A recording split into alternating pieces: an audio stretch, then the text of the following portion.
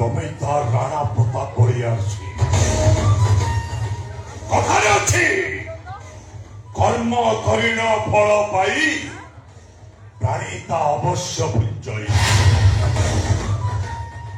ଏବେ ବି ମନେ ପଡୁଛି ମରିବା ପୂର୍ବରୁ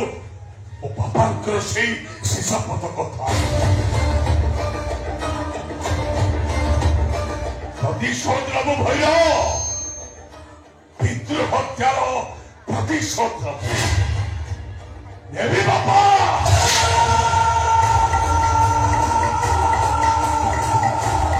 অর্পণ প্রতিশোধ নেবি তুমি তো রানা প্রতাপ বলিয়ার সিং তমକୁ ପଛପଟୁ ଛୁରାଘାତ କରିବି